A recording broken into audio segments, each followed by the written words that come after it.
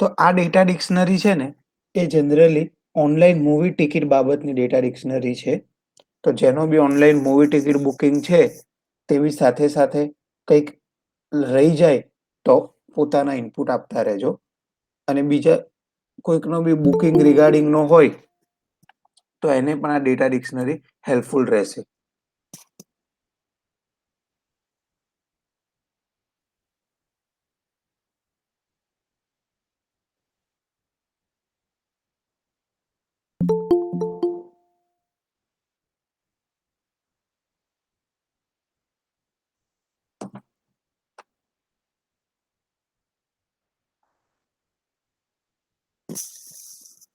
Hello Krupal.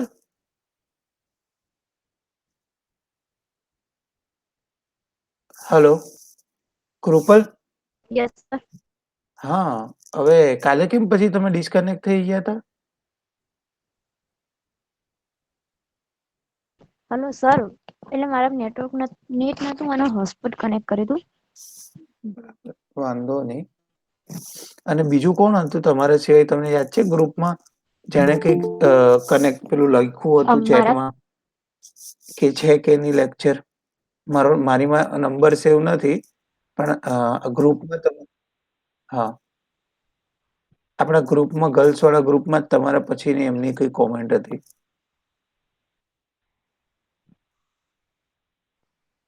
કોઈ lecture છે કે નહીં એમ? હા, છે કે નહીં સર લેક્ચર એ વાળી? સર મારી હતી. તો તમે કેમ કનેક્ટ નહીં થયેલા હતા પછી? તમારી 2 મિનિટ પછી સર તો હું મેં તો તમને કનેક્ટ હતી. તો સર મેં રાત્રે બધા હોટસ્પોટ કરીને જ બેઠા હતા અમે બી, તો પપ્પાએ કીધું કે પૂછી જો સરને કે છે કે નહીં, તો સુઈ જાઓ પછી. અરે ના ના એ રીતે નહીં, મેં કહ્યું કેમ કનેક્ટ નહીં થયેલા એમ. 2 મિનિટ પછી તો મેં તમને કીધું કે લિંક થવાનું છે. તમારી 9 વાગ્યાની કોમેન્ટ છે અને 9:02 મારો મેસેજ છે.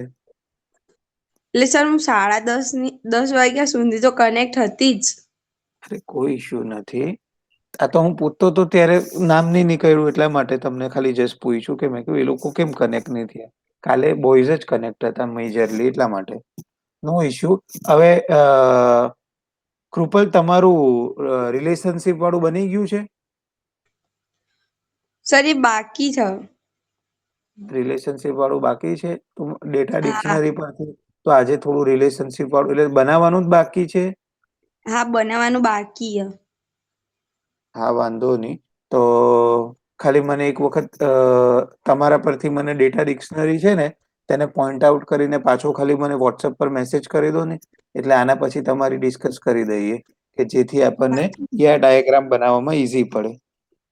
હા સર. હા ને. અને મોસ્ટ પ્રોબેબલી હું ટ્રાય કરીશ કે જે ટાઈમ આપ્યો છે તે ટાઈમ સુધીમાં પહોંચવાની. જો ના પહોંચી શકું ને તો સમહાઉ કંઈક રીઝન હશે કે જેથી કરીને ના પહોંચાયું હશે. ઓકે. હા સર. અને આપણે નવા વર્ષથી ચાલુ કરીએ કે એક ફિક્સ ટાઈમ આપી દઈએ કે જ ટાઈમમાં લેક્ચર હોય, જેથી તમારે બી 15 મિનિટથી વધારે વેઇટ કરવાનો થાય એટલે સમજી લેવાનું કે આ લેક્ચર સવારની બદલે સાંજે જ હશે. અને સેમ સાંજે કંઈક 15 મિનિટથી વધારે થાય તો સાંજની બદલે બીજે દિવસે સવારે જતો રહેશે. તો આપણે જે ટાઈમ આપ્યો તેનાથી 15 મિનિટ જ બધાએ વેઇટ કરવાની. એનાથી વધારે થઈ જાય તો એ લેક્ચર પોસ્ટપોન થઈ જશે. Okay sir. હે ને? ઓકે, ચાલો.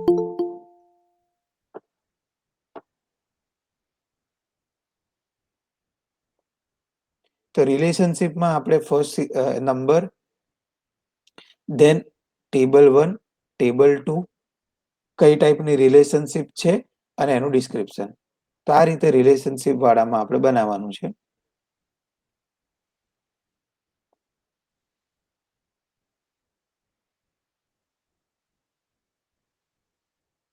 સિરિયલ નંબર, ટેબલ 1 અથવા table A, table B, relation અને એનું ડિસ્ક્રિપ્શન. તો અહીંયા આપણે જોઈએ તો મારી સામે જે ડેટા ડિક્શનરી છે તે ટિકિટ બુકિંગની છે. લોગિન અને રજિસ્ટ્રેશન. તો હવે બધાને ખબર છે કે એક લોગિનની સામે એક જ રજિસ્ટ્રેશન અવેલેબલ હોય. તો લોગિન ટેબલ અને બીજું ટેબલ છે રજિસ્ટ્રેશન.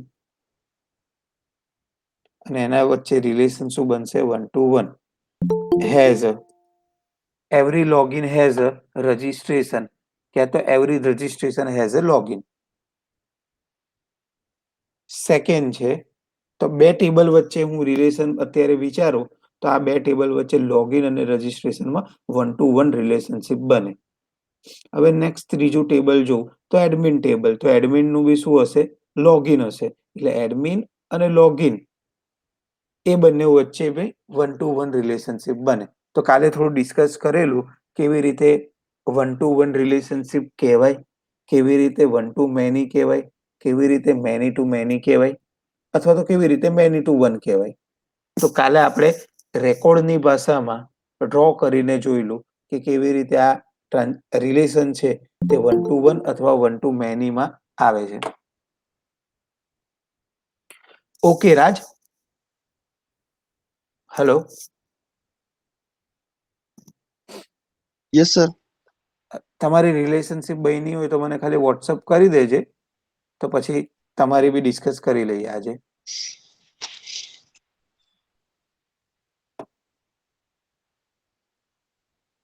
ચાલો. એડમિન અને લોગિન એ બંને વચ્ચે 1 to 1 ની રિલેશનશિપ બનશે. લોગિન અને એડમિન એ બંને વચ્ચે સેમ હેઝ અ હરેક એડમિનને પોતાનું લોગિન હોય. ત્રીજી રિલેશનશિપ આપણે જોઈએ.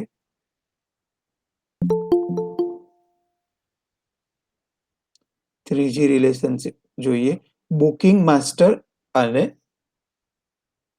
લોગિન વચ્ચે આવશે. તો બુકિંગ માસ્ટરમાં આપણે જનરલી વિચારીએ તો શું થાય કે ભાઈ હરેક યુઝર, આ યુઝર આઈડી છે, તે શું કરશે? પોતાના મૂવીની અથવા તો પોતે કયા મૂવીમાં કયા ટાઈમે જાય છે એનું બુકિંગ કરશે. તો એક યુઝર એક કરતા વધારે બુકિંગ કરી શકે?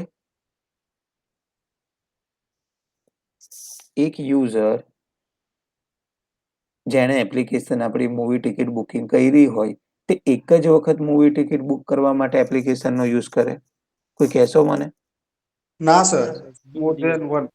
અને જેમ થિયેટરનું ટાઈમિંગ છે અથવા તો થિયેટરમાં સ્ક્રીન છે, એ સ્ક્રીન એક જ યુઝર બુક કરે કે ઘણા બધા યુઝર બુક કરે? ઘણા બધા. તો બંને સાઈડથી હું વિચારું તો યુઝર બી એક યુઝર ઘણા બધા સ્ક્રીન અથવા ઘણા બધા થિયેટર સાથે કનેક્ટ હશે અને એક જ થિયેટર ઘણા બધા યુઝર સાથે કનેક્ટેડ હોય કે આટલા યુઝર એના થિયેટરમાં આવ્યા. તો આ જે રિલેશનશિપ વાળી બનશે તે મેની ટુ મેનીની બનશે. તો અહીંયા લોગિન અથવા તો યુઝર, લોગિનમાં સ્પેસિફિકલી યુઝર અને બુકિંગ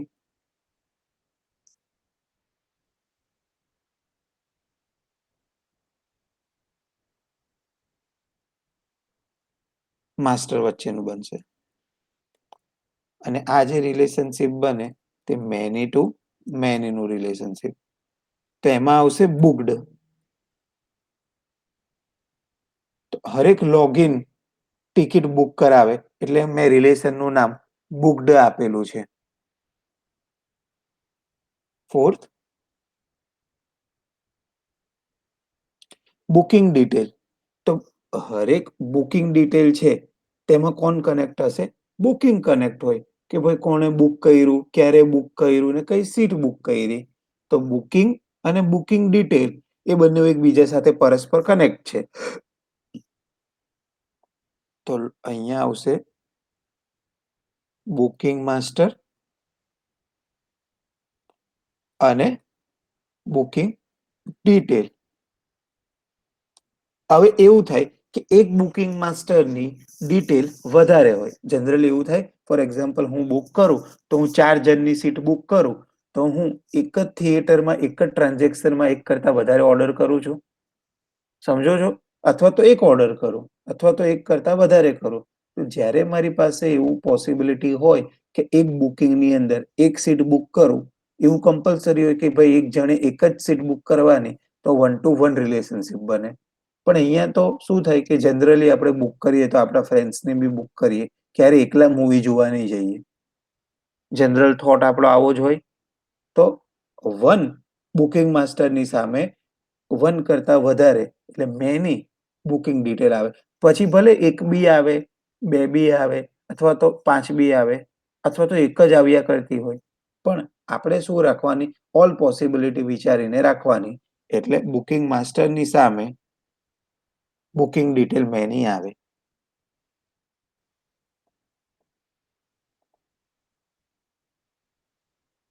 હેઝ અ અથવા તો ડિટેલ્સ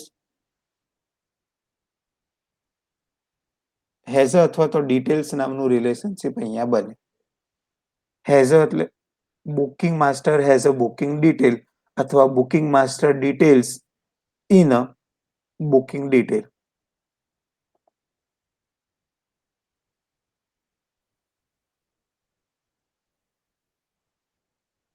સ્ક્રીન ટેબલ, તો સ્ક્રીન ટેબલ સાથે કોણ કનેક્ટેડ હોય? થિયેટર છે અહીંયા, મૂવી. સ્ક્રીન ટેબલની સાથે મૂવી,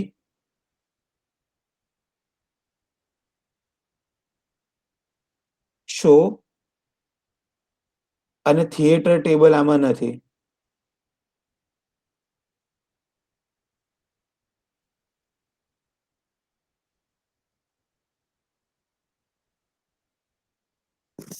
રીતુ, યસ સર. આપણે થિયેટર એક ટેબલ એડ કરી દેવાનું. આપણે એક જ થિયેટર માટે થઈને બુકિંગ ઓનલાઈન બુકિંગ નથી વિચારતા, આપણે એક કરતા વધારે થિયેટર માટે વિચારીએ છીએ. એટલે સ્ક્રીન ટેબલની ઉપર આવશે થિયેટર ટેબલ અને થિયેટરમાં થિયેટર આઈડી હોય, થિયેટરનું નેમ હોય, થિયેટરની કોન્ટેક્ટ ડિટેલ હોય અને થિયેટરનો એડ્રેસ હોય. ઓકે. હા ને, ખાલી આટલું એડ કરવાનું છે કે જેથી કરીને થોડું પ્રોપર વેમાં આપણે બનાવી શકીએ. એટલે અત્યારે થિયેટર ટેબલ હું અઝ્યુમ કરું છું બની ગયું છે. એ થિયેટર અને એની સાથેની સ્ક્રીન. તો કેવું હોય? જનરલી આપણે જોવા જઈએ તો એક થિયેટરમાં એક જ સ્ક્રીન હોય અથવા તો મલ્ટિપલ સ્ક્રીન હોય. બની શકે? હા અત્યારે સર. બધા મલ્ટીપ્લેક્સર થિયેટર આવે અને હવે એ થિયેટરની સ્ક્રીન હોય તો એ કઈ બીજા થિયેટરની સ્ક્રીન ના હોય. તમે એમ કહો કે મેં પીવીઆરમાં સ્ક્રીન 2માં જોવા ગયો તો એ સ્ક્રીન 2 પીવીઆરની બીજે કશે ના હોય. એ તો એની જગ્યા માટે જ હોય. એવું કોઈ ના બને કે ભાઈ દિવસે પીવીઆર અને રાત્રે કઈ બી રાજહંસ કે કોઈ પણ મલ્ટીપ્લેક્સ. તો એક ટાઈમે એની ફિઝિકલ લોકેશન એક જ હોય. એટલે એક થિયેટરમાં મલ્ટિપલ સ્ક્રીન્સ હોય. હેઝ અ તો થિયેટર અને સ્ક્રીન વચ્ચે હેઝ અ રિલેશનશિપ બનશે. સ્ક્રીન અને સીટ, તો શું બનશે ભાઈ? એક સ્ક્રીનમાં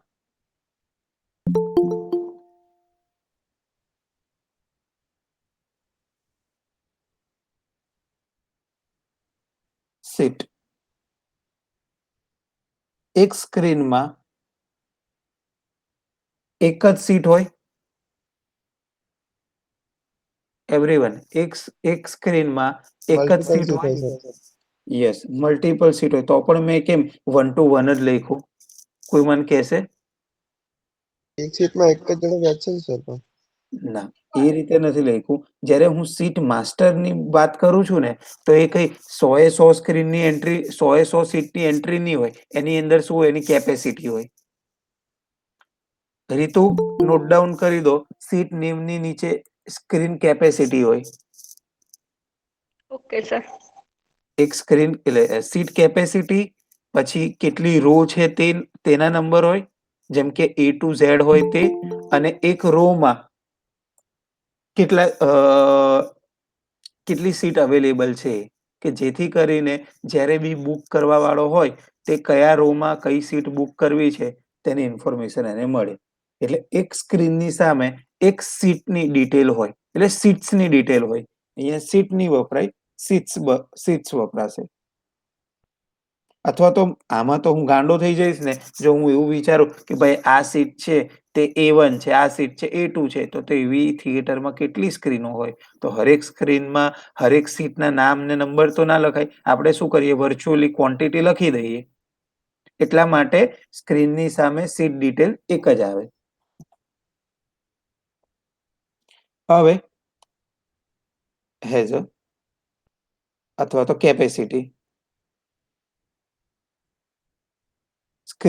સ્ક્રીન કેપેસિટી અને સીટ ડિટેલ. હવે સ્ક્રીન અને મૂવીની વાત કરીએ તો પહેલા થિયેટરની અથવા તો વાત કરી શકીએ. થિયેટર અને મૂવી અને સ્ક્રીન અને મૂવી. કયા થિયેટરમાં આપણે હંમેશા જોઈએ તો આપણને પહેલા શું બતાવે, ભાઈ કયા થિયેટરમાં આ મૂવી છે, ત્યાર પછી બતાવે એ થિયેટરની કઈ સ્ક્રીનમાં આ મૂવી છે. તો પહેલું રિલેશનશિપ બનશે થિયેટર અને મૂવી, અને બીજું રિલેશનશિપ બનશે સ્ક્રીન અને મૂવી. ખ્યાલ આવે છે? Yes sir. ઓકે. થિયેટર અને મૂવીનું કેવું છે, મેની ટુ મેનીનું રિલેશન છે. ઘણા બધા થિયેટરમાં ઘણા બધા મૂવી હોઈ શકે. એમાં હું વધારે ડિસ્કસ નથી કરતો. રિલીઝ.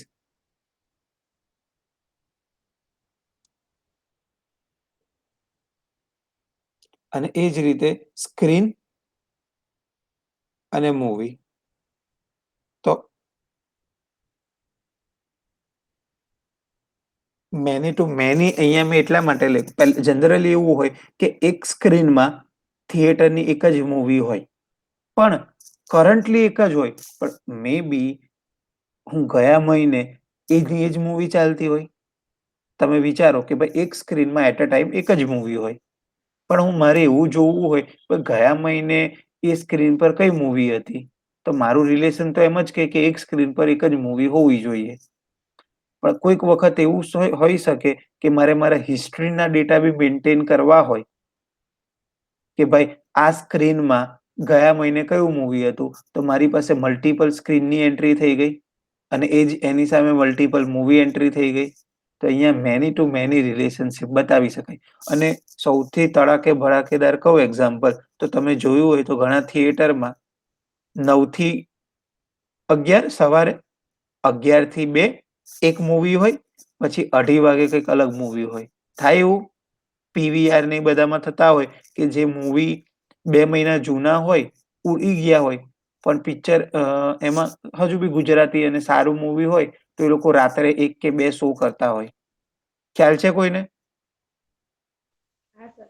હા, તો એવા કેસીસમાં મારે મેની સ્ક્રીન અને મેની મૂવી લખવું પડે. પણ સિંગલ થિયેટર હોય તો એમાં 1 to 1 જ હોય કે ભાઈ એક જ મૂવી આખા વીક દરમિયાન ચાલતું હોય તો 1 to 1 રિલેશન બને. પણ અત્યારે બધા શું થઈ ગયા છે, સ્માર્ટ થઈ ગયા છે, કે જેમાં શું છે, એક જ સ્ક્રીન પર અલગ અલગ થિયેટર. તો આમાં બી રિલીઝ જ આવશે. 9th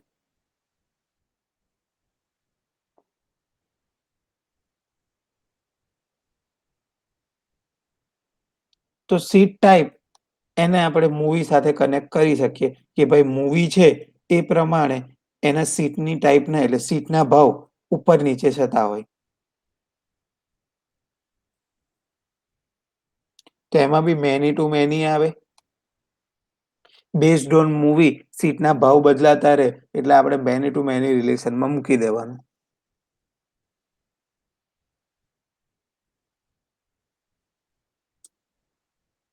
પ્રાઇસ લિસ્ટ રિલેશન આપવાનું.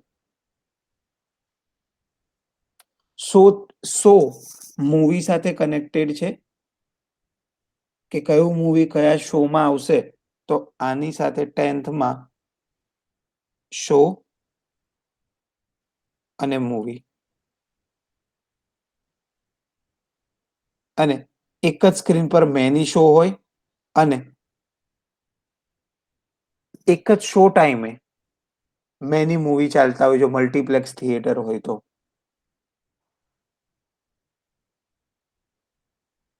ઓર્ગેનાઇઝ.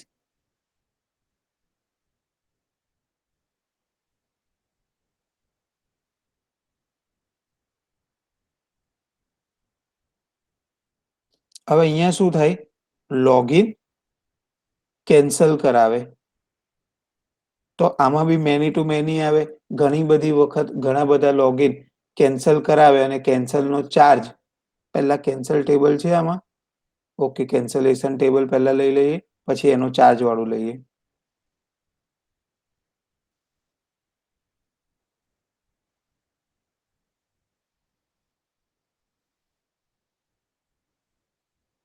અને ત્યાર પછી સેમ કેન્સલેશન અને એનું કેન્સલેશન ચાર્જ હોય કે જેમાં એક કેન્સલેશનની સામે એક જ વખત ચાર્જ હોય, એટલે 1 to 1 રિલેશન બને અને કેન્સલ ચાર્જ રિલેશન બને. અને 13માં લોગિન અને કેન્સલ ચાર્જ આવે કે જેમાં મેની લોગિન ને મેની કેન્સલ ચાર્જ મળી શકે.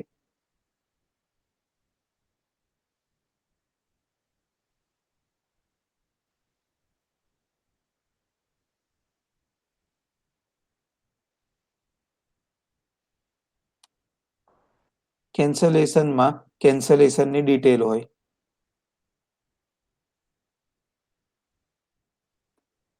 એમાં બી 1 to 1 જ રિલેશનશિપ બને. ડિટેલ્સ તો જનરલી આટલી રિલેશનશિપ તમારી બને.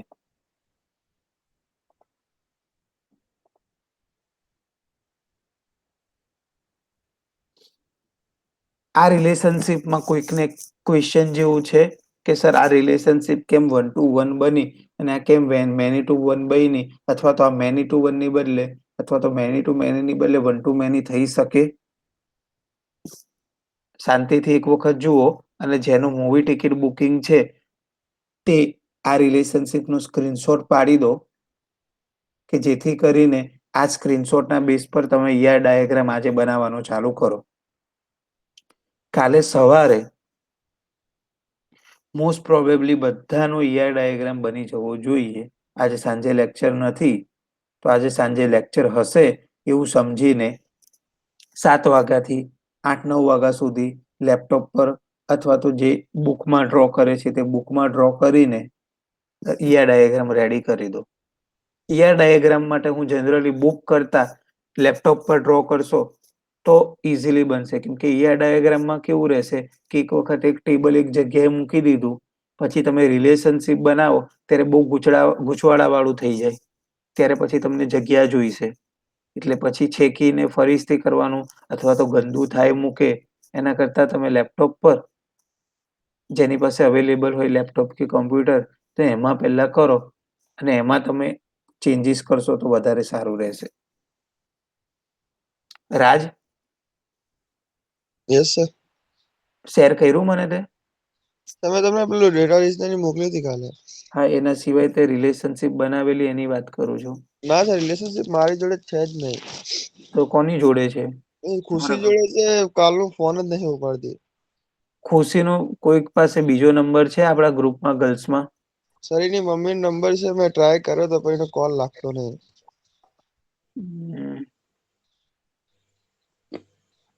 યસ છાયા.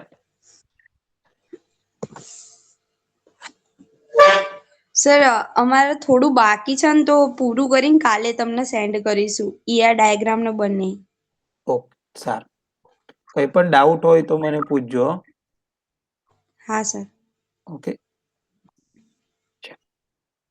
ધેન સર રિલેશનશિપના સોસાયટી મેનેજમેન્ટ મને એકવાર સમજાવજો ને. હા, હું એવું કરીએ. ચાલો તમારી આના પછી લઈએ. પહેલા ખાલી મારે કૃપલનું ને એ લોકોનું જે છે તે પતાવી દો ફટાફટ. કૃપલ? સર કૃપલ એક જ ગ્રુપમાં હા છીએ. હા, વાંધો નહીં. પણ આપણો જે પ્રોજેક્ટ છે તે ફાર્મર વાળો જ છે ને? ના સર, ના sir. Woman security. Woman security વાળો છે ને, ઓકે. એટલે સર તો તમે વુમન થોડું સિક્યોરિટી, સમજાવી દો. હા, શું કહો? તમે શું કહો કૃપા? થોડુંક રિલેશનશીપ સમજાવી દો ને, એટલે અમને થોડોક આઈડિયા આવી જાય.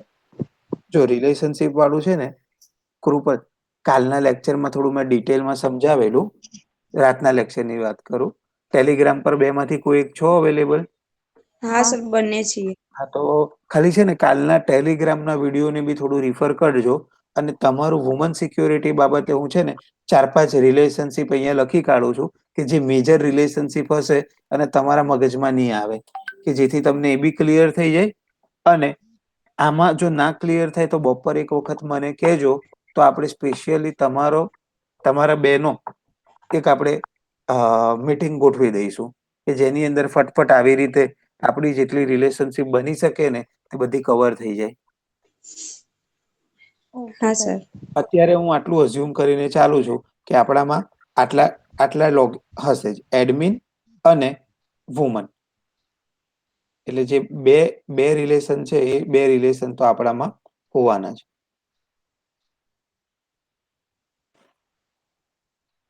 થર્ડ રિલેશનની આપણે વાત કરીએ તો એડમિન અને ઇમરજન્સી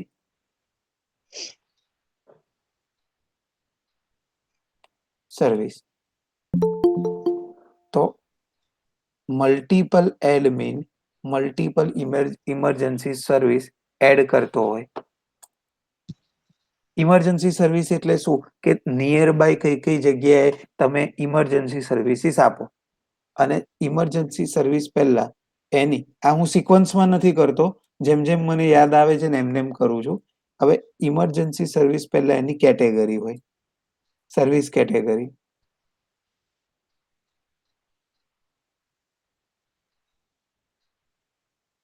અને એ કેટેગરીમાં ઇમરજન્સી સર્વિસ હોય. ફોર એક્ઝામ્પલ, બ્લડ છે, તેના માટે blood bank related emergency service હોય. સેફટી હોય તો સેફટી માટે પોલીસની હોય. હેલ્થ હોય તો હોસ્પિટલ હોય. તો એ બધી કેટેગરી હોય અને એના માટેની સર્વિસીસ હોય. તો એક કેટેગરી માટે એક સર્વિસ હોય.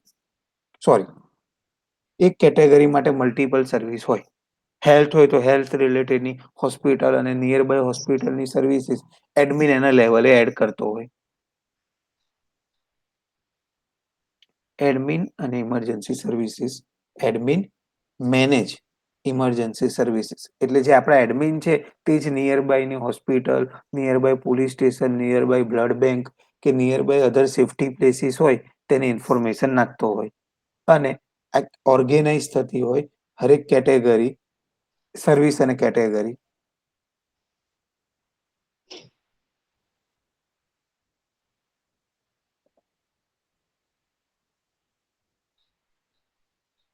પાંચમું,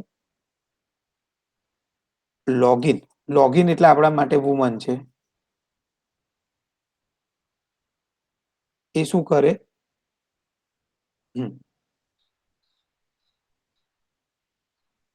રજિસ્ટર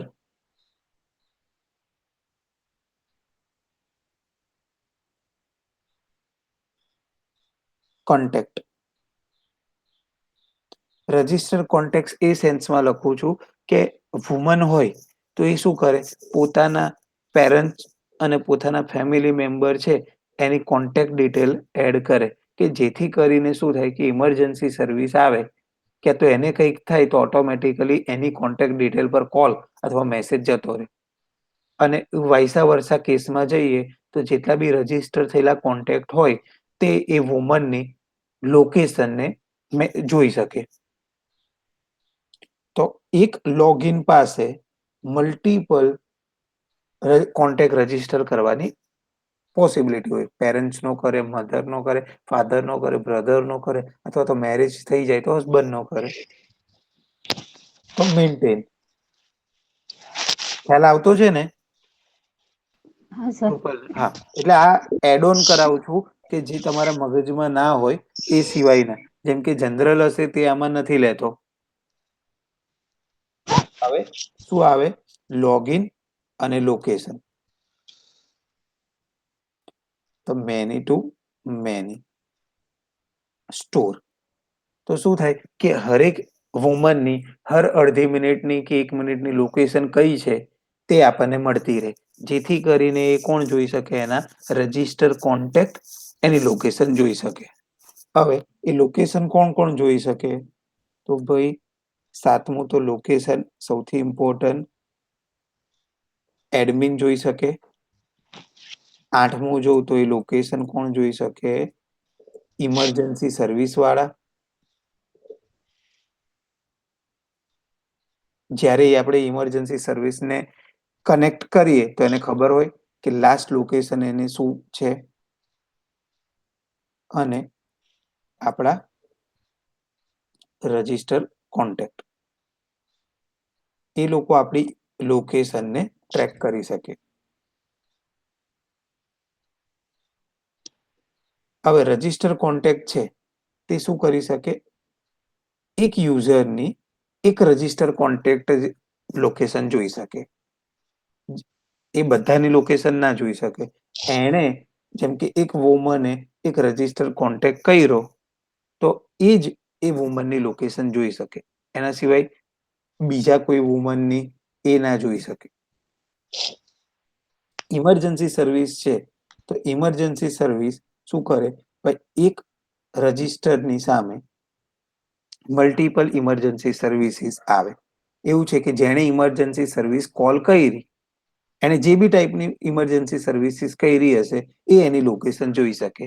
પણ એના વગર ઇમરજન્સી સર્વિસ વાળા બીજા કોઈ યુઝરની લોકેશન જોઈ ના શકે. અને એડમિન જનરલી બધાની મેની ટુ મેની બધા ટાઈપના એડમિન એની વુમનની લોકેશન કરી શકે. અને એડમિન એ પણ વુમન જ હોય કે જેથી કરીને આખી સિસ્ટમ આપણી શું થઈ જાય? સિક્યોર થઈ જાય. એડમિન બી વુમન અને જેનું રજીસ્ટ્રેશન કરીએ છીએ તે બી વુમન. વ્યૂ બધામાં શું આવશે? વ્યૂ. હવે એકચ્યુઅલી જે 8મા નંબરનું છે તેને હું અહીંથી શિફ્ટ કરી દઉં અને અહીંયા મૂકી દઉં.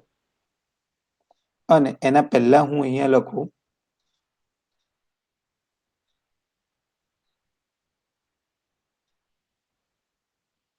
લોગિન અને ઇમરજન્સી સર્વિસ.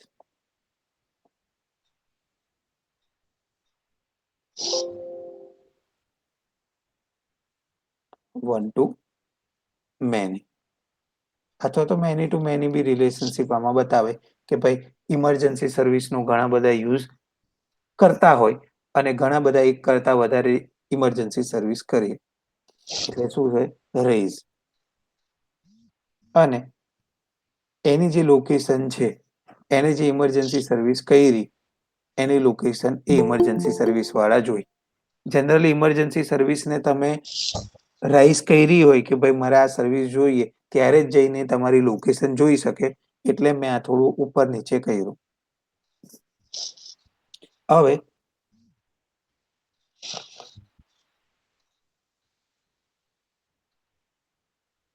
લોગિન અને complain. One to many many to many ઘણા બધા ટાઈપની કમ્પ્લેન કરે. અને કમ્પ્લેન, રિપ્લાય અને એડમિન. તેમાં બી સેમ.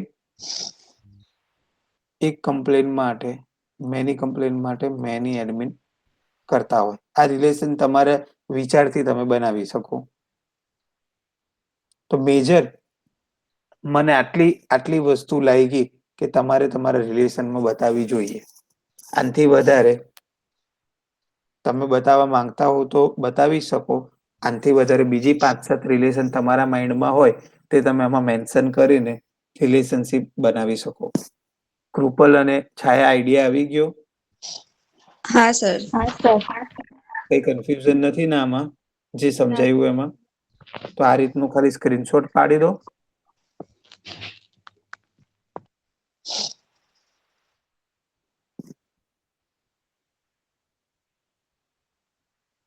સ્ક્રીનશોટ પાડજો કેમ કે મેં સેવ નથી કર્યું એટલે આના પહેલાનું બી જતું રહ્યું હશે.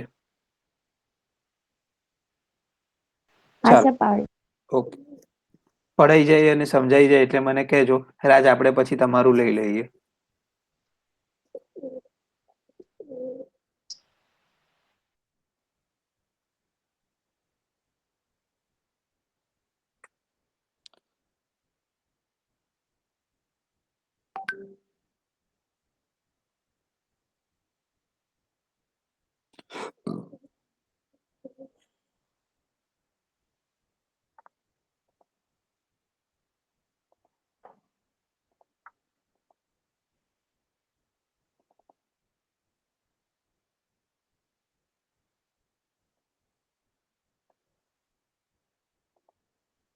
તો હવે જે નેક્સ્ટ ડેટા ડિક્શનરીની આપણે વાત કરીએ છીએ તે સોસાયટી મેનેજમેન્ટ રિલેટેડની ડેટા ડિક્શનરી છે.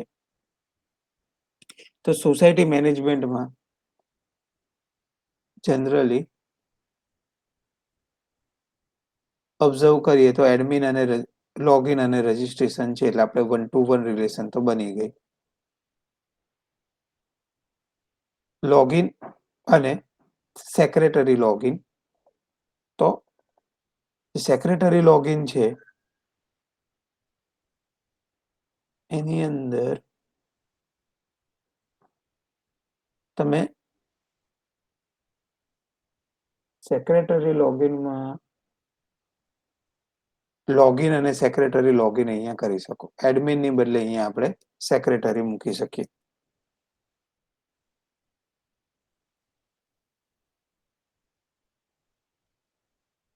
સેક્રેટરી લોગિન નામ નહીં કાઢી દેવાનું છે.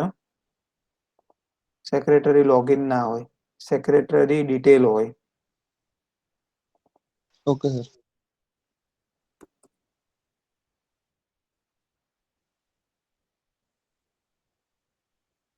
અને એક સેક્રેટરી વિશેની એક જ ડિટેલ એક ટાઈમે હોય.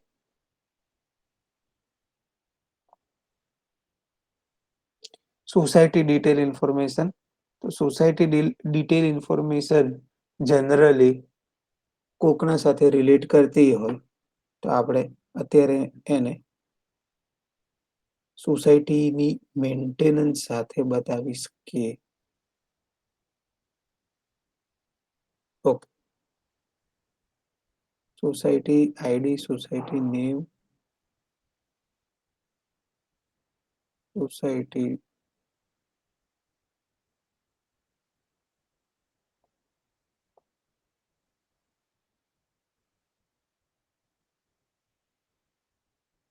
ઓકે. સોસાયટી ડિટેલ અને સોસાયટી મેન્ટેનન્સ. તો સોસાયટીની ડિટેલમાં સોસાયટીનું મેન્ટેનન્સ, કયા કયા વ્યક્તિનું શું મેન્ટેનન્સ આવશે અને કઈ જગ્યાએ રહે છે એની ડિટેલ આમાં મેન્શન કરી છે. એટલે સોસાયટી ડિટેલ્સ અને સોસાયટી મેન્ટેનન્સ. તો એમાં કેવું હોય કે જનરલી આપણે એક જ સોસાયટીમાં રહેતા હોઈએ. આપણે બહુ અમીર નથી એવું અઝ્યુમ કરીએ કે ભાઈ મારી એક કરતા વધારે સોસાયટીમાં ઘર નથી અને એક સોસાયટીમાં ઘણા બધા ઘર હોય એટલે 1-to-many નું રિલેશનશિપ બને. મેન્ટેન તો મેનેજ.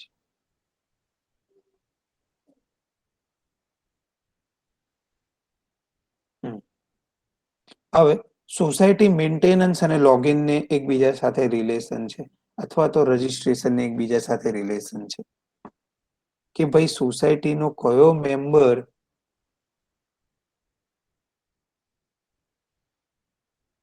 એ કઈ ફ્લેટમાં રહે છે. એટલે જનરલી આપણે જોઈએ તો 1-to-1 હોય. સોસાયટીમાં એક મેમ્બરનું એક જ ઘર હોય. આપણે એવું જ સમજીને ચાલે મીડિયમ વર્ગના જ બધા લોકો છે. કોઈ બહુ રીચ નથી કે એના બે ઘર હોય. જો બે ઘર હોય એવું અઝ્યુમ કરીને ચાલીએ તો 1-to-many રિલેશન આવે. એક જ ઘર સમજીને ચાલીએ તો મેની ટુ મેની આવે. હેઝ નોર્મલ તો સર 1-to-many જ કરવી પડશે ને, કેમ કે હોઈ શકે કે હા, વધારે હોઈ શકે. વધારે હોય.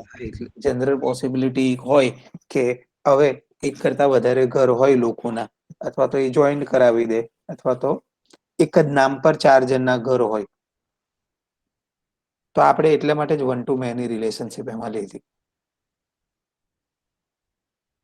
સોસાયટીની ઇવેન્ટ. તો સોસાયટીની ઇવેન્ટ જનરલી સોસાયટી ડિટેલ સાથે કનેક્ટ કરશે.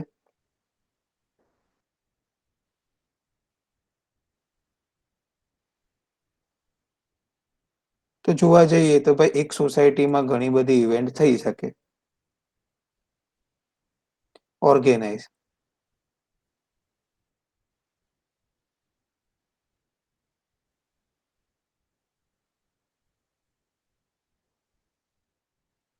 હવે સોસાયટીની નોટિસ કોણ કરે? તો ભાઈ સેક્રેટરી. પિક્ચરમાં હવે કોણ આવવાનું ભાઈ? સેક્રેટરી. ડિટેલ્સ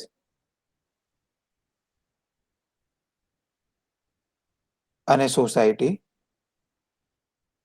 એ બેનો પહેલા તો રિલેશન હોય કે ભાઈ સેક્રેટરી આ સોસાયટીમાં છે એટલે 1T1, લાઈક એક કોલેજમાં એક પ્રિન્સિપલ હોય એ જ રીતે એક સોસાયટીમાં એક સેક્રેટરી મેજર હોય જે એને મેનેજ કરતો હોય. હવે સેક્રેટરી શું કરતો હોય? નોટિસ થ્રો કરતો હોય.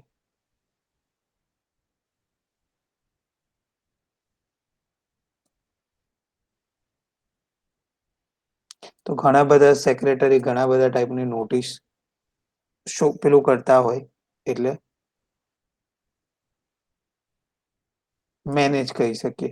મેનેજ નોટિસ ખારિજ બી કરી દે, એને નવી બી બનાવે, અથવા જૂની કંઈક નોટિસ હોય એમાં ચેન્જીસ બી કરી શકે.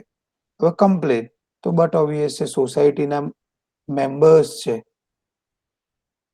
જે લોગિન છે તે બધા લોકો શું કરશે? કમ્પ્લેન કરશે અથવા તો રજીસ્ટર પકડીએ.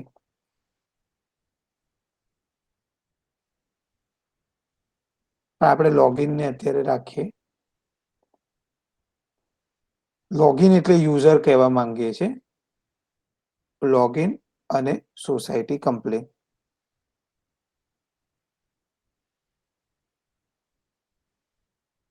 કે જેની અંદર મેની લોગિન મેની ટાઈપની કમ્પ્લેન કરતા હોય, અથવા તો અમુક લોકો શું કરે? એ કમ્પ્લેનને કે હા ભાઈ અમારે ત્યાં બી આ જ કમ્પ્લેન છે, તો રીટ્વીટ કરતા હોય એ ભાષામાં આપણે લખીએ છીએ તો રાઈસ. 9મું કમ્પ્લેન રિપ્લાય તો કોણ આપે? સોસાયટીનો સેક્રેટરી.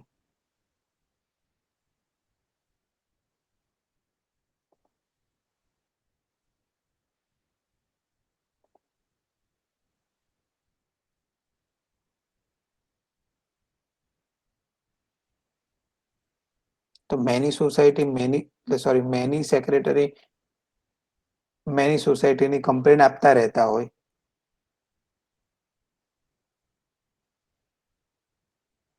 રિપ્લાય ટુ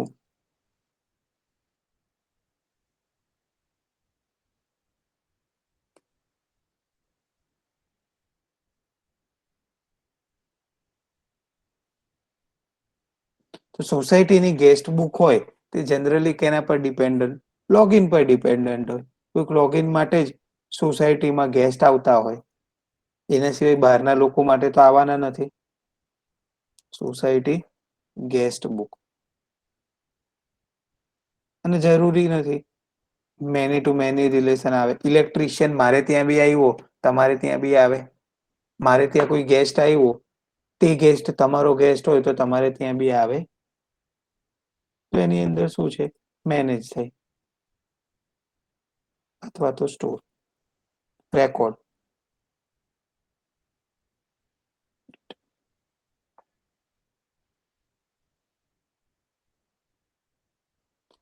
તો ઇમરજન્સી સર્વિસ કોણ કરે? સેક્રેટરી ઇમરજન્સી સર્વિસને મેનેજ કરતો હોય.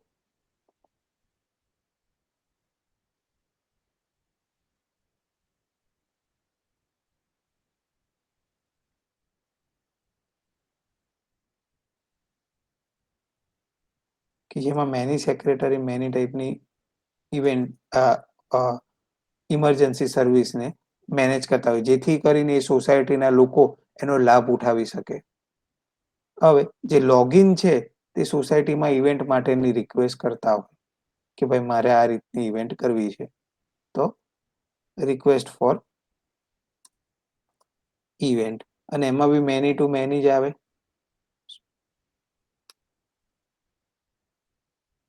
Request four.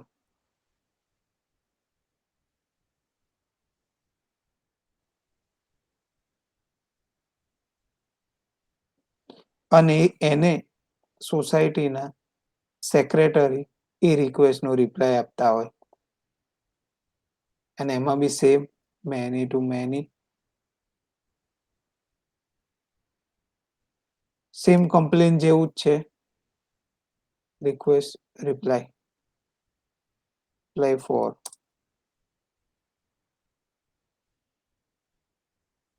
તો મેજર આટલા રિલેશન તો બનશે જ. બીજા તમારી રીતે એકાદ બે રિલેશન ઉપર નીચે કરી શકો.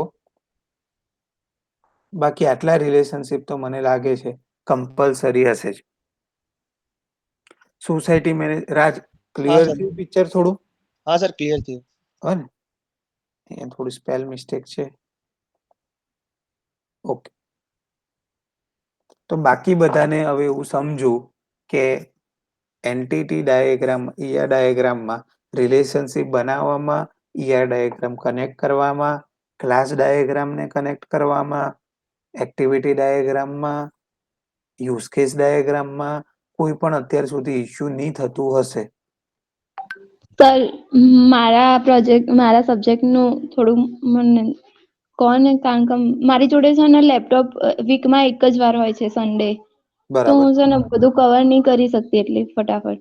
એવું કરીએ આપણે તમારા માટે સ્પેશિયલ એક સેશન ત્યારે રાખશું કે જેની અંદર તમારું જેમ કે વીકમાં એક વખત લેપટોપ આવવાનું હોય, સન્ડે છે તો આપણે સેટરડે તમારું જેટલું બી થયું છે ને તેનું હું એક વખત રિવિઝન લઈ લઈશ કે જેથી કરીને તમારે સન્ડે એ વસ્તુ બનાવવાની જ રહે.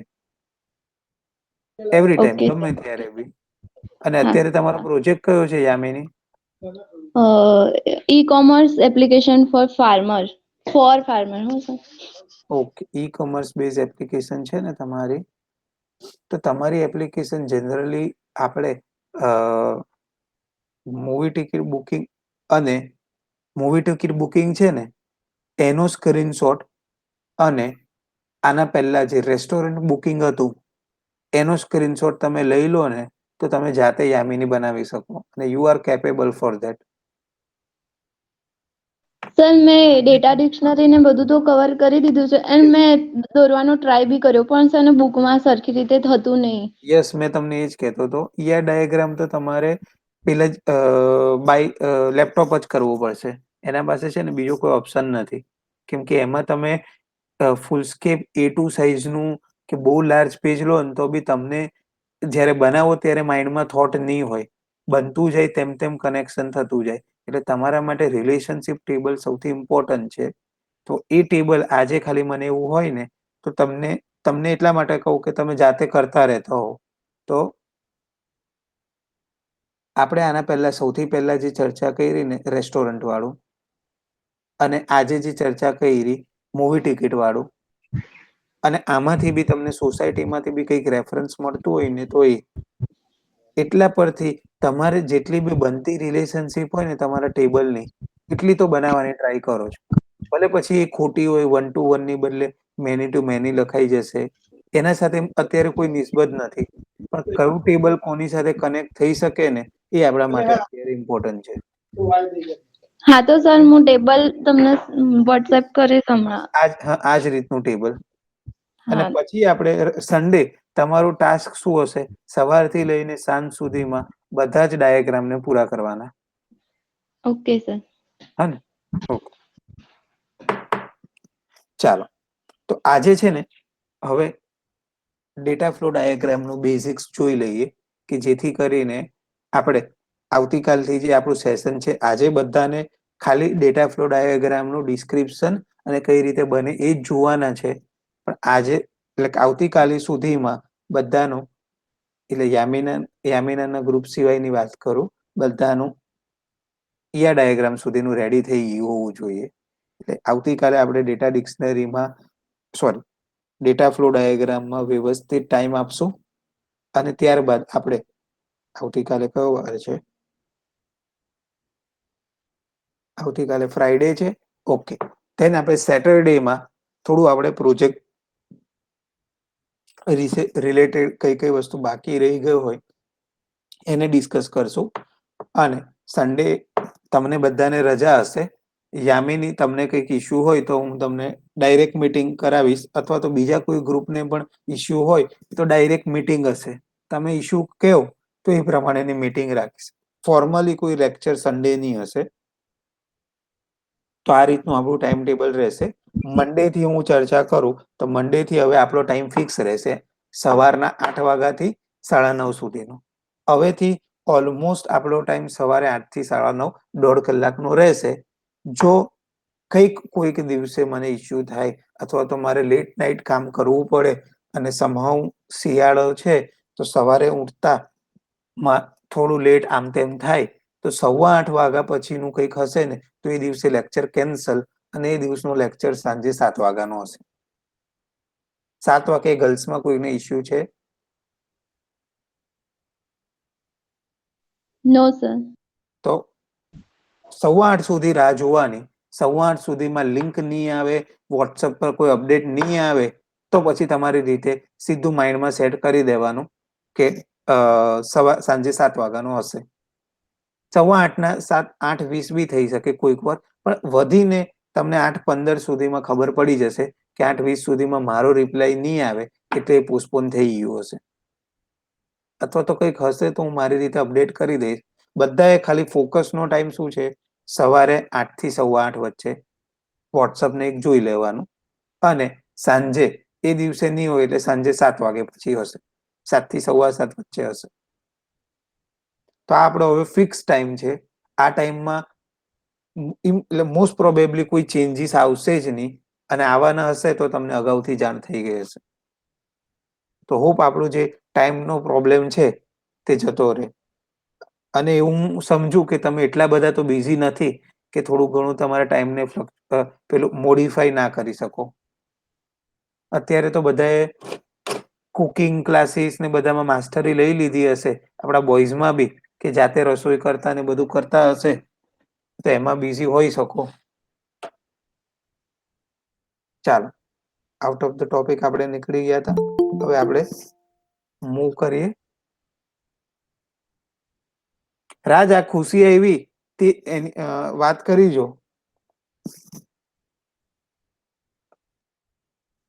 હેલો રાજ. હા સર. હા ખુશી, તમે હા રાજના ગ્રુપમાં જ છો ને? હા હા સર. હા, તો પેલું આપણું જે રિલેશનશિપ ડાયાગ્રામ છે તે બની ગયું તું? ના સર, મેં પાછલા 2-3 લેક્ચર જોઈન નથી કર્યા એટલે મને આઈડિયા નથી, પણ સર રેકોર્ડ કરેલા છે, હું જોઈ લઈશ. વાંધો નહીં. આપણા જ ગ્રુપનું આ સ્ક્રીનશોટ લઈ લો તમે. હા આપણું સોસાયટીનું રિલેશનશિપ ડાયાગ્રામ છે, અને એના પરથી તમને ઈઆર ડાયાગ્રામ વિશે રાજ સમજાવી દેશે કઈ રીતે બનાવવાનું છે. પણ તમે સારું આનું સારું. રેકોર્ડ કરીને આને પછી તમારામાં એડ કરી દેજો કે આ હા રીતની હા રિલેશનશિપ બનાવવાની છે. હા ઓકે. સર.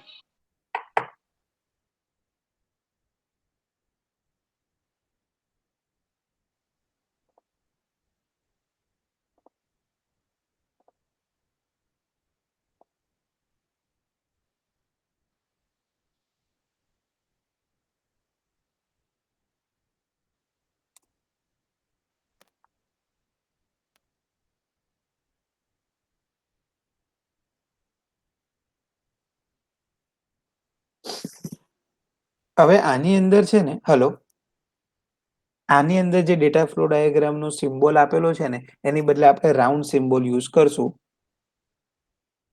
બાકી આની અંદરની જે થિયરી છે અત્યારે એને જ આપણે ડિસ્કસ કરીએ. અને બધાને ખાલી એટલું કહું કે ડેટા ફ્લો ડાયાગ્રામ છે એ પહેલો જે ડેટા ફ્લો ડાયાગ્રામમાં છે ને લેવલ આવે. લેવલ એટલે તમે ડિટેલ ડિસ્ક્રિપ્શન કહો. જનરલી આપણે એઝ અ બિલ્ડર તરીકે વિચારીએ તો બિલ્ડર માટે અને ડેટા ફ્લો ડાયાગ્રામ વચ્ચે શું કનેક્શન છે? તો જ્યારે બી કોઈ બિલ્ડર છે તેને એક વિચાર આવે કે ભાઈ મારે એક સોસાયટી બનાવી છે. તો એ શું કરશે? પહેલા જસ્ટ શું કરશે કે એના માટેની જમીન શોધશે કે એને જે સોસાયટી બનાવી છે એનો જે આઈડિયા છે તેના માટે કેટલી જમીનની એને જરૂર છે. આ જોઈ પહેલો આપણો પોઈન્ટ. તો એ જે સોસાયટી શોધે અને એને જે સોસાયટી અથવા તો એ સોસાયટી માટેની જમીન મળી જાય, તે વચ્ચેનું જે મારે રિલેશન બતાવવું હોય કે ભાઈ બિલ્ડર સોસાયટી શોધે છે અને એને સોસાયટી માટેની જગ્યા મળી ગઈ, એને કહેશું ડેટા ફ્લો ડાયાગ્રામનું લેવલ 0, કે જેની અંદર માણસ, એ માણસના રૂપિયા અને એ માણસની જગ્યા, 3 જ વસ્તુ કનેક્ટ એકબીજા સાથે હશે. હવે એને જમીન મળી ગઈ તો એ શું કરશે? પહેલા ડેમો મોડલ બનાવશે. એ ડેમો મોડલની અંદર શું હશે? અલગ અલગ ચોકઠા હશે અને એ ચોકઠાની અંદર સોસાયટી કેવી દેખાતી હશે એનું એક મોડલ હશે. તમે જોયું છે જનરલી કોઈ પણ બિલ્ડિંગ બનવાનું હોય તો એ પહેલા એ બિલ્ડિંગ કઈ રીતનું બનવાનું આવે તેનું એક ડેમો મોડલ મૂકેલો હોય અને એ જ પ્રમાણે આર્કિટેક્ટ અને બાકી બધા કામ કરતા હોય. જોયું છે બધાએ? હેલો. હા સર. હા હા, થોડો બોલતા રહેજો તો મને થોડો આઈડિયા આવે. હા, ઓકે. તો સેકન્ડ જે મારું લેવલ 1 આવવાનું, તેની અંદર શું હશે? તો મારી સોસાયટીની અંદર શું શું બનશે એના રિલેટેડનું એક મોડલ હશે. હવે એ સોસાયટીની અંદર એ સ્પેસિફિક ઘર કેવું દેખાશે, એ ઘરની અંદર કેટલા રૂમ હશે, કેટલું બાથરૂમ હશે, કે એ બાથરૂમની સાઈઝ શું હશે, એ રૂમની અંદર કેટલું તમે શું શું કરી શકો, એ જે એનું ડિટેલ ડિસ્ક્રિપ્શન છે એને આપણે લેવલ 2 કહીશું. સમજો, એક આર્કિટેક્ચરની દ્રષ્ટિએ આપણે સમજીએ તો ડેટા ફ્લો ડાયાગ્રામ એ જ લેવલનો છે. તો તમારો કોઈ પણ પ્રોજેક્ટ છે તેને ડેટા ફ્લો ડાયાગ્રામમાં કન્વર્ટ કરવો હોય તો પહેલા એ પ્રોજેક્ટના એન્ડ યુઝર કોણ છે? તો જનરલી મારા પ્રોજેક્ટના એન્ડ યુઝર, મેં જેટલા બી યુઝ કેસીસ બનાવ્યા તેના જે પ્લેયર્સ છે અથવા તો એક્ટર્સ છે તે મારા એન્ડ યુઝર બન્યા. મારું પ્રોજેક્ટનું નામ એ મારી મેઇન ડેટા ફ્લો ડાયાગ્રામની એક્શન બની અને મારું જે પ્રોજેક્ટનું નામ છે એ મારો ડેટાબેઝ બન્યો. તો ડેટા ફ્લો ડાયાગ્રામમાં જે મારું 0 લેવલ છે તેમાં મારું પ્રોજેક્ટનું નામ, મારા પ્રોજેક્ટનું ડેટાબેઝ અને મારા પ્રોજેક્ટના એન્ડ યુઝર હશે. હવે હું લેવલ 1 ની વાત કરું. લેવલ 0 હતો એને આપણે કોન્ટેક્સ લેવલ બી કહી શકીએ. ત્યારબાદ લેવલ 1 આવશે તો એની અંદર મારે કોઈ મગજ દોડાવવાનું નથી. મેં જે યુઝ કેસ ડાયાગ્રામમાં કરેલું એ જ એઝ ઇટ ઇઝ હું છાપી દઈશ તો હું લેવલ 1 બનાવી દઈશ. યુઝ કેસ ડાયાગ્રામમાં આપણે વિચારેલું કે આટલી આટલી આટલી આટલી એક્શન કરવાના છે. તો જે એક્શન આપણે કરવાના છે એને સિક્વન્શિયલ ફોર્મેટમાં આપણે ગોઠવીને કયા કયા એક્ટર એ ટાઈપની એક્શન કરે છે એ આપણે બતાવી દઈએ અને એની સાથે કયા ટેબલમાં એના ડેટા સ્ટોર થતા હશે એટલું આપણે કરીએ એટલે આપણે લેવલ 1 પૂરો કરી દીધો. હવે લેવલ 2 શું છે? તો લેવલ 2 ની અંદર જે બી આપણે એક્શન લખેલી એ એક્શન ડિટેલ્ડ એક્શન હોય.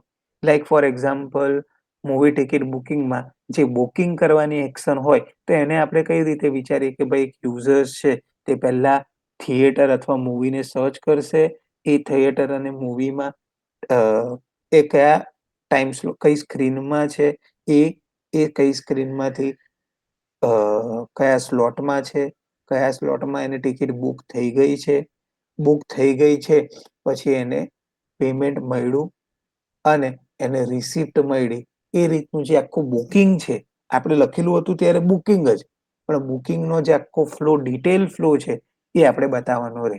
એટલે જે આપણી યુઝર કેસના યુઝ કેસ હોય એમાં અમુક વસ્તુને આપણે વધારે પડતી ઇલેબોરેટ કરવી હોય અથવા તો વધુ પડતી સમજાવવી હોય તેને આપણે લેવલ 2 માં લઈ જવાની.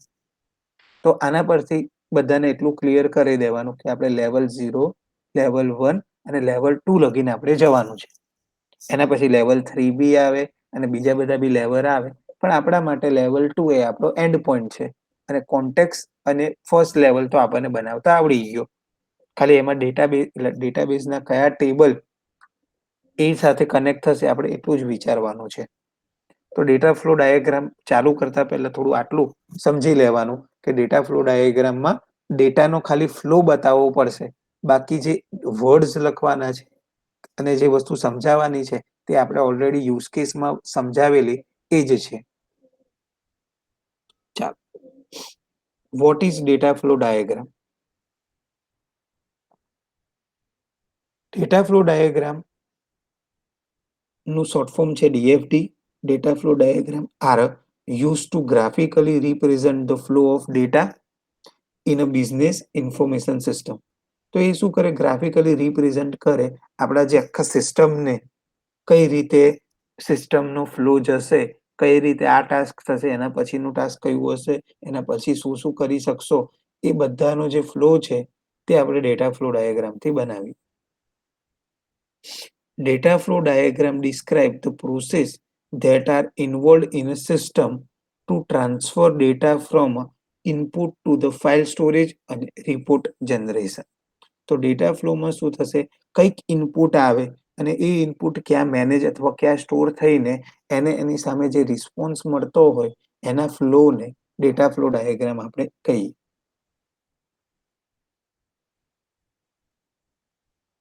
Data flow diagram can be divided into logical and physical. So logical data flow diagram describe flow of data through a system to perform certain functionality of a business. And the physical data flow describe the implementation of a logical data flow.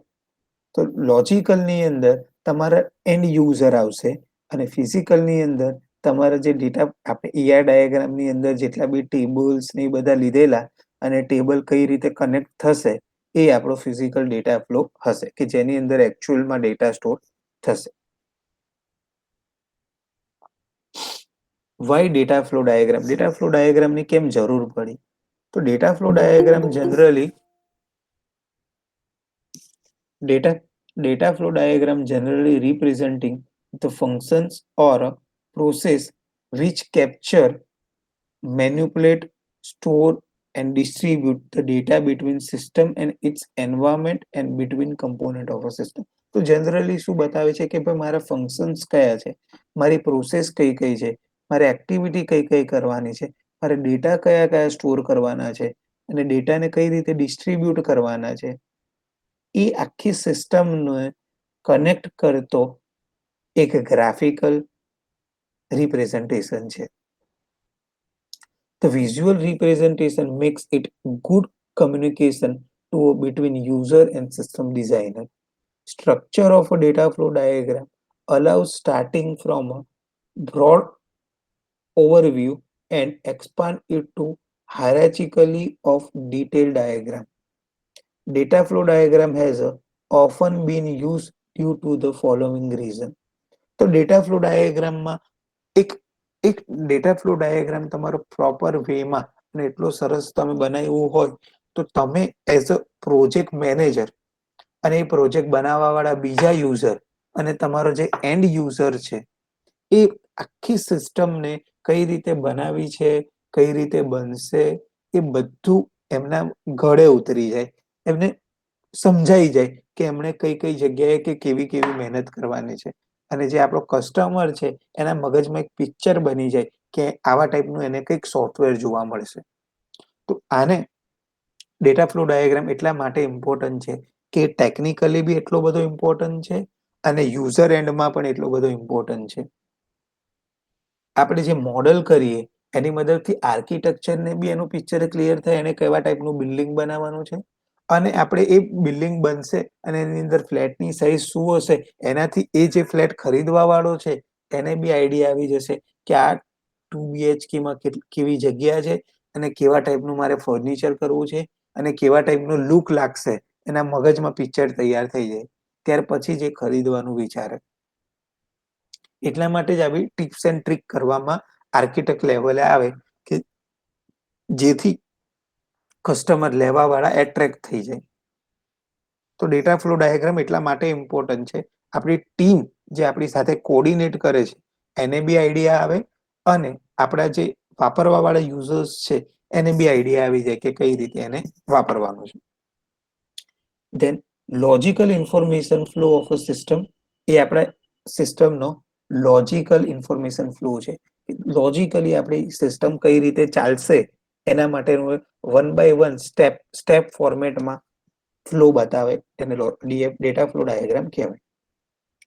Second, determination of physical system construction requirement. તો but obvious છે કે physically જે system બનશે એનું determination, એનું બધું focus data flow ડાયાગ્રામનું જ હશે.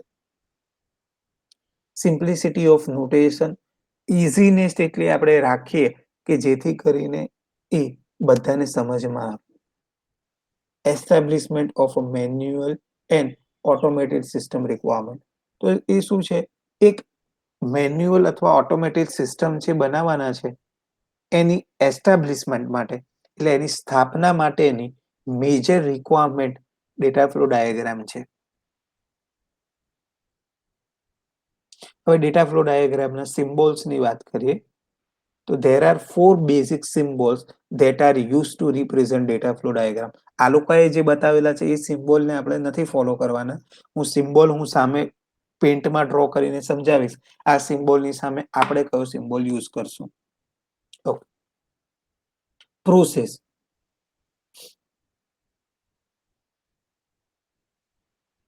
પ્રોસેસ એટલે જસ્ટ આને એ લોકોએ પ્રોસેસ કીધી છે અને પ્રોસેસ કોને કહેવાય એના વિશેની ચર્ચા કરે છે.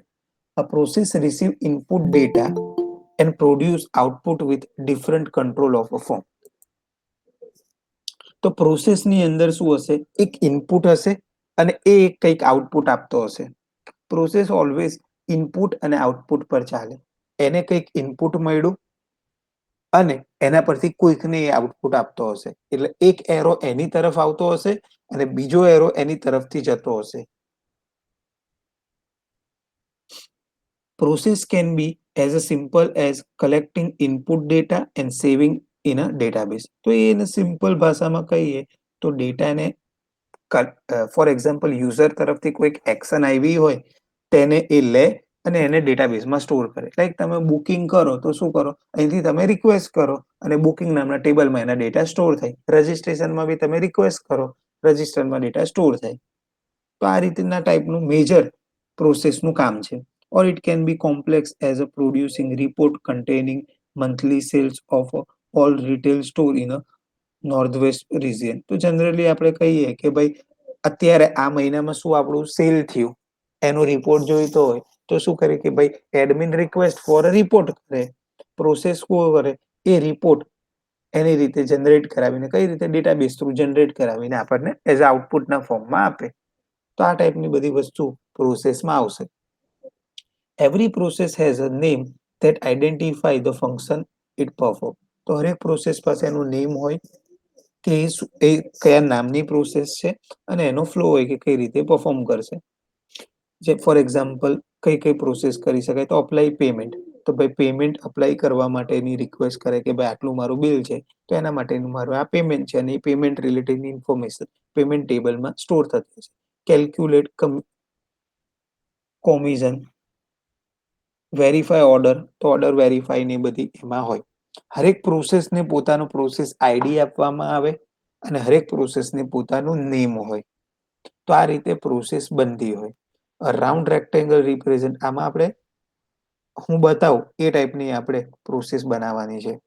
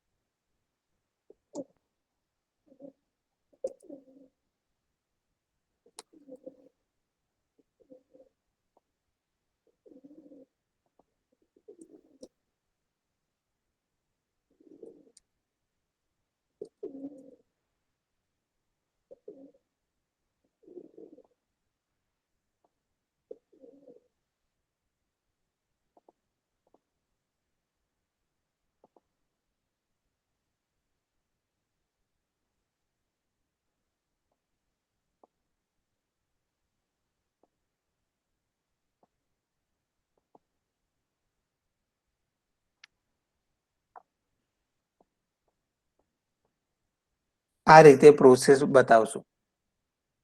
ઉપર આપણે પ્રોસેસનું નામ હશે અને પ્રોસેસનો નંબર ઉપર હશે અને એક્ઝેક્ટ એની નીચે પ્રોસેસનું નેમ હશે. રાઉન્ડ શેપમાં આપણે આ રીતે એને બતાવશું. હવે પ્રોસેસ અને એના વચ્ચે કોણ કોણ કનેક્શનમાં હશે તો એ આપણે જોઈએ. તો ડેટાનો ફ્લો, એરો ને અહીંયા ડેટાનો ફ્લો મેન્શન કરવામાં આવેલો છે.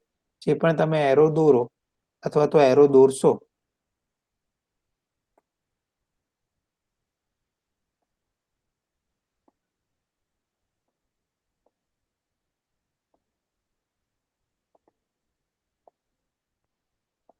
જે પણ તમે એરો દોરો એને આપણે ડેટાનો ફ્લો કહેવામાં આવે. ફોર એક્ઝામ્પલ, અહીંથી ઇનપુટ જતું હશે અને અહીંથી એનું આઉટપુટ આવશે. એનું આઉટપુટ કશે કોઈક ડેટાબેઝની અંદર સ્ટોર થતું હશે.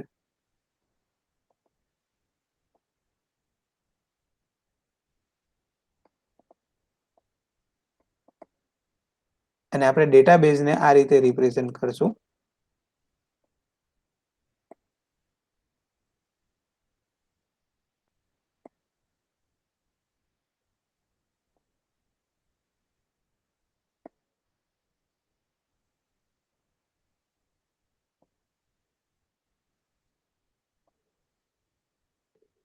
અને એક્સટર્નલ એન્ટિટી ને ચોરસ બ્રેકેટથી આપણે રિપ્રેઝેન્ટ કરશું.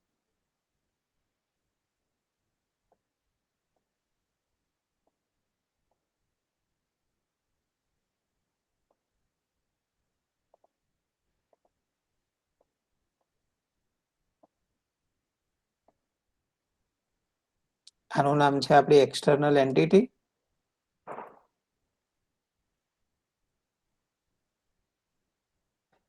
એક્સટર્નલ એન્ટિટી એટલે આપણા એન્ડ યુઝર. એન્ડ યુઝર અથવા તો આપણે એક્ટર્સ કહીએ. અને ડેટાબેઝ એટલે આપણે જેટલા બી ડેટા ડિક્શનરીમાં ટેબલ બનાવેલા તે ટેબલનું નામ.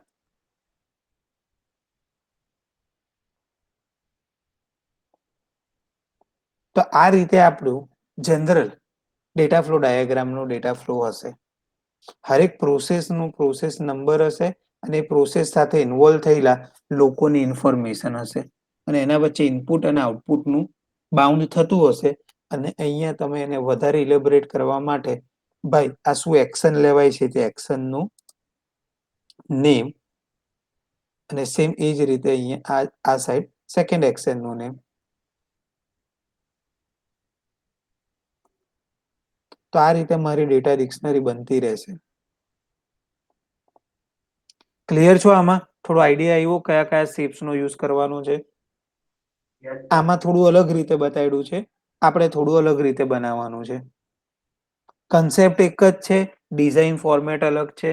એ તો સમહાવ બેઝડ ઓન રિક્વાયરમેન્ટ અલગ અલગ કન્ટ્રીમાં અથવા તો અલગ અલગ એરિયામાં અથવા તો અલગ અલગ લોકો અલગ અલગ શેપ્સનો યુઝ કરે છે.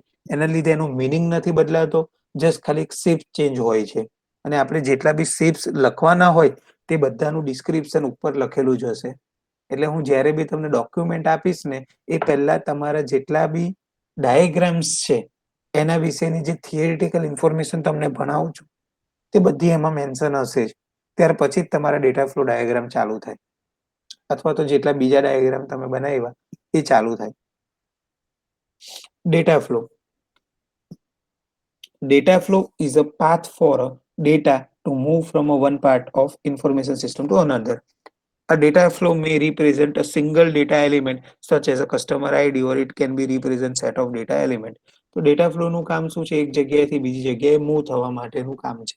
ફોર એક્ઝામ્પલ, આપણે કોઈક ઓર્ડરને બુક કરીએ અથવા તો કોઈક વસ્તુ ઓર્ડર કરીએ તો એની બધી જ ડેટા ઓર્ડર નામના ટેબલમાં સ્ટોર થતા હોય.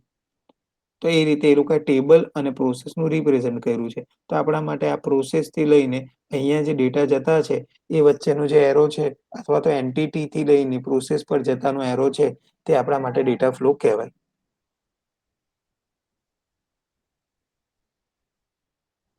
તો આ રીતે તમે બતાવી શકો.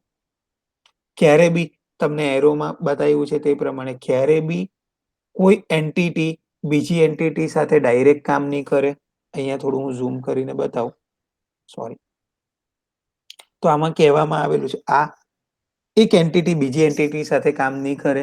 જો એ બે એકબીજા સાથે કામ કરવું હોય તો પ્રોસેસને વચ્ચે રાખવું પડે. એક એન્ટિટી એક ટેબલ સાથે કામ નહીં કરી શકે. એને બી કામ કરવું હોય તો વચ્ચે પ્રોસેસને રાખવું પડે. એક ટેબલ એક એન્ટિટી સાથે કામ નહીં કરી શકે. એને બી વચ્ચે પ્રોસેસને રાખવું પડે. એક ડેટાબેઝ અથવા એક ટેબલ બીજા ટેબલ સાથે બી વાત ના કરે, વચ્ચે એને એ પ્રોસેસને રાખવી પડે. એટલે like table to table direct communication ના થાય, અને entity to entity direct communication ના થાય, એન્ટિટી ટુ ટેબલ અથવા ટેબલ ટુ એન્ટિટી ક્યારે કમ્યુનિકેશન ના થાય. જ્યારે બી કોઈકે પણ કમ્યુનિકેશન કરવું હોય તો ડેટાનો ફ્લો પ્રોસેસમાં જઈને જ પાસ થાય. કેવા આમાં કવિ એટલું જ માંગે છે.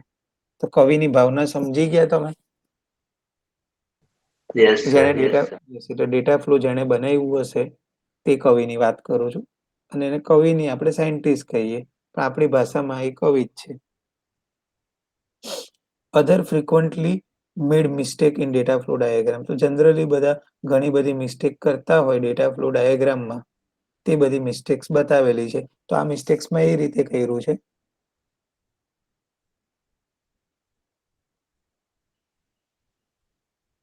અહીંથી ઇનપુટના બે એરો છે, સમજો. અહીંથી બધી વસ્તુ ઇનપુટ જ છે, આઉટપુટ કશે છે જ નહીં. એટલા માટે આ રોંગ છે. એ પહેલાને ઇન્ડિકેટ કર્યું છે ઇનપુટ બટ નોટ આઉટપુટ. ખ્યાલ આવે? તો હરેક વખતે ડેટાબેઝમાં એક ઇનપુટની સામે એક આઉટપુટ હોવું જ જોઈએ. ફર્સ્ટમાં તમે જુઓ તો બધી સાઈડથી એની પાસે આવે જ છે, કશેથી જતા નથી. સેકન્ડની વાત કરીએ તો output but no input a miracle. તો બીજાની અંદર સારું ઇનપુટ આવતું જ નથી, ખાલી આઉટપુટ જ આવે છે. અને અમુક વખત એવું થાય કે જે આપણા કેસમાં નથી થવાનો. કેસ નંબર 3 કે જેની અંદર કેવું છે કે ઇનપુટ અને આઉટપુટ છે, પણ એ મતલબ વગરનું છે. આપણે તો મતલબ વાળું જ લઈશું, એટલે આપણા માટે કોઈ પ્રોબ્લેમ નથી. આમાં કહેવા માંગે છે ફ્લો ખોટો છે. એમ્પ્લોય હંમેશા શું કરે? રજીસ્ટર કરાવે અને પછી એમ્પ્લોયના ડેટામાં સ્ટોર થાય. એમ્પ્લોયના ડેટા સ્ટોર થઈને એમ્પ્લોયમાં નહીં જતા હોય. ખ્યાલ આવે છે? કેવા આ રિલેશનશિપ 3જા નંબરમાં ઇન્ટરપ્રિટ ઊંધું થયેલું છે. એના માટે થઈને એ આપણને કહે છે. તો ક્યારે બી પ્રોસેસની અંદર ઇનપુટ ના હોય અને આઉટપુટ ના આવતું હોય તો એ ખોટું છે. ખાલી આઉટપુટ જ આપતું હોય તો બી ખોટું છે. અને એનો મતલબ બદલાઈ જતો હોય તો બી એ ડેટા ફ્લો ડાયાગ્રામ ખોટો છે. આમાં એટલું કહેવા માંગે છે. ડેટા સ્ટોર એટલે આપણું table. Data store or data repository is used in data flow diagram to represent situation when the system must retain data because one or more process needs to be used the store data in a later time. તો જે બી data flow ડાયાગ્રામની અંદર જે બી data store કરવાના હોય તે data સ્ટોરમાં use થાય. કે જે બી ટેબલમાં ડેટા મેનેજ કરવાના છે તે ડેટા સ્ટોરની અંદર થાય, કે જેનો આપણે ફ્યુચરમાં યુઝ કરી શકીએ. હવે એની નોટેશન શું છે? તો આ રીતની નોટેશન છે. આપણે એ નોટેશનની બદલે આપણી નોટેશનને ફોલો કરવાની છે. અથવા તો તમે જો બે રીતે બતાવી શકો. અથવા તો આ રીતની લાઈન જ કરી દો અને એની અંદર લખો, અથવા તો લાઈનની સાથે આ રીતની લાઈન કરી દો તો બી તમે એને ટેબલ કહી શકશો. તો આપણે આ બે નોટેશનને ફોલો કરીને ટેબલ લેવાના છે. એક ટાઈમ એવું થઈ શકે કે ભાઈ એક જ કસ્ટમરે રજીસ્ટર કર્યું, તેની આપણે રજીસ્ટ્રેશન અને લોગિનની ડિટેલ બધી સાથે જ મેનેજ કરીએ. એવું થાય કે ભાઈ કસ્ટમરે 15 એક પેજ જેટલું આખું ફોર્મ ભર્યું, પછી આપણે એની એજ્યુકેશનની ડિટેલ અલગ જગ્યાએ સ્ટોર કરીએ, પર્સનલ ડિટેલ અલગ જગ્યાએ સ્ટોર કરીએ અને લોગિનની ડિટેલ અલગ જગ્યાએ સ્ટોર કરીએ, કે જેથી કરીને જ્યારે જે ડિટેલની જરૂર હોય ત્યારે એના સિવાયની ફાલતુની ડિટેલ આપણને ના મળે. તો આપણે એવું કરી શકીએ. એક ઇનપુટની સામે મલ્ટિપલ આઉટપુટ આપી શકીએ. પણ એવું ના થાય કે ઇનપુટ જ આવતું હોય અને આઉટપુટ ના આવે, અને આઉટપુટ જ આવતું હોય તો ઇનપુટ ના આવે. Next, external entity. An external entity is a person, department or outside organization or other information system that provide data to a system or receive output from a system. તો external entity એટલે શું? એને વાપરવા વાળા કંઈ પણ હોય. એ વાપરવા વાળો એડમિન બી હોય, કોઈ ડિપાર્ટમેન્ટ બી હોય, કોઈ પર્સન બી હોય, અથવા તો કોઈ રોબોટ બી હોય, કે જે શું કરશે? કંઈક ઇનપુટ આપશે અને સામે કંઈક એને મેળવવાની ઈચ્છા હશે, અથવા તો કંઈક એને રિસીવ થતું હશે. External entity are a component outside of boundary કે જે સિસ્ટમનો પાર્ટ નથી પણ જે સિસ્ટમને યુઝ કરવાનો છે. How information system interact with outside world, અને તે આઉટસાઇડ વર્લ્ડ સાથેની સિસ્ટમને ઇન્ટરેક્ટ કરવા માટે રિપ્રેઝેન્ટ કરવામાં આવે. અને એની નોટેશન છે એક બોક્સ કે જેની અંદર તમે એક્સટર્નલ એન્ટિટીનું નામ લખો અને એને કનેક્ટ કરો. યસ, કોઈ બોલો, કોઈક છે કોઈકને ઇશ્યુ? તો જનરલી ER ડાયાગ્રામમાં આટલા ફ્લો છે અને ER ડાયાગ્રામના જસ્ટ આ અલગ અલગ એક્ઝામ્પલ આપ્યા છે. તો હોપ આની આયરો. નેક્સ્ટ આપણે વાત કરીએ તો કોન્ટેક્સ ડાયાગ્રામ. તો કોન્ટેક્સ ડાયાગ્રામમાં સિમ્પલ શું હોય, મારી સિસ્ટમ હોય અને સિસ્ટમને જે યુઝ કરવા વાળી એક્સટર્નલ એન્ટિટી હોય એ, અને મારા ડેટાબેઝનું નામ એ મારું કોન્ટેક્સ લેવલ થયું. A context level diagram gives an overview and it is the highest level of data flow diagram. જે મેં તમને કીધું તેમ કે ભાઈ કોઈ એક બિલ્ડર છે તે પોતાની જગ્યા ની નીડ છે અને એને ખબર છે કે આ આર્કિટેક્ચર છે, તો આર્કિટેક્ચર એ આપણું ડેટાબેઝ, બિલ્ડર એટલે આપણા એન્ડ યુઝર, અને એની જે સોસાયટીની બનાવવાની છે, સોસાયટી એને અથવા તો એરિયા પરચેસ કરવો છે તે આપણી પ્રોસેસ. તો આ રીતે આપણો પહેલો કોન્ટેક્સ લેવલ ડાયાગ્રામ બને. It's a higher level of data flow diagram and contains only one process representing the entire system, and it should be split into a major process which give a greater detail in major for further. એટલે આપણે એના વિશે further describe કરશું. આમાં જોવા જઈએ તો આની અંદર મેનેજમેન્ટ સિસ્ટમ છે, તો એની અંદર શું છે, જેટલા બી આવતા હોય એ સિસ્ટમની અંદર તે બધા વચ્ચેનું કનેક્શન આમાં બતાવેલું છે. તો કોન્ટેક્સ લેવલમાં સિમ્પલ એ સિસ્ટમ, એને વાપરવા વાળા એન્ડ યુઝર અને આપણું ડેટાબેઝનું નામ. આમાં ડેટાબેઝનું નામ નથી લખ્યું પણ એનું લખવાનું હોય, એનો એક રૂલ હોય, થંબ રૂલ. પછી લેવલ 1 હોય તો લેવલ 1 ની અંદર જેટલી બી આપણી એક્ટિવિટી આવશે, યુઝ કેસ ડાયાગ્રામના યુઝ કેસીસ હશે, તે બધા કેસના નામ વન બાય વન લખી દેવાના અને એ કયા યુઝર સાથે કનેક્ટ હશે, આ કયા યુઝર સાથે એ કનેક્ટ હશે અને કયા ટેબલ સાથે કનેક્ટ હશે, એના વિશેનું આપણે રિલેશનશિપ બતાવવાનું છે. તો આપણું ફર્સ્ટ કેસ, આપણું જે પહેલો લેવલ હશે એની અંદર એવું આવશે. હવે લેવલ 2 આવે તો જે પહેલા લેવલનું કોઈ એક યુઝ કેસ આપણે એને વધારે પડતું ડિટેલમાં બતાડવું હોય તો લેવલ 2 માં એ જ વસ્તુને આપણે ડિટેલ ફોર્મમાં બતાવીએ. જેમ કે 2 નંબરનું ડેટા ફ્લો ડાયાગ્રામનો એક પ્રોસેસ છે, એને મારે વધારે પડતી બતાવી છે, તો પછી એ વધારે પડતી બતાવી એનું નંબરિંગ 2.1, 2.2, 2.3, 2.4 જેટલે લગીને જઈ શકે એટલા લેવલ સુધી આપણે બતાવી શકીએ. તો જનરલી 2 લેવલ સુધી જ બતાવેલું હોય અને એના બેનિફિટ્સ ને એ બધું કીધેલું છે કે જેની આપણને હાલ પૂરતી કોઈ જરૂર નથી. તો જનરલી 0 લેવલ, 1 લેવલ અને 2 લેવલ, આટલા લેવલ સુધી આપણી ડેટા ફ્લો ડાયાગ્રામ બનશે. અને અત્યારે જસ્ટ આપણે કોન્ટેક્સ ડાયાગ્રામ કઈ રીતે બને એ 2 મિનિટ જોઈ લઈએ, એટલે જેથી આપણે કાલે ફરીથી શેપ્સને રિમાઇન્ડ કરશું, ફરીથી લેવલ 1, લેવલ 0 ને બધાનું ડિસ્કશન કરશું. પણ એ કરીએ તે પહેલા અત્યારે જે સમજાયું એમાં થોડો આઈડિયા આવ્યો કે ડેટા ફ્લો ડાયાગ્રામ કઈ રીતનું બનશે. આ ડાયાગ્રામ જોયા અને મેં જે રીતે સમજાવ્યું એ રીતે ડેટા ફ્લો ડાયાગ્રામ આપણો કઈ રીતે બની શકશે એનો થોડો આઈડિયા આવ્યો બધાને? એવરીવન? હલો? હા સર. હા, યસ. હા સર.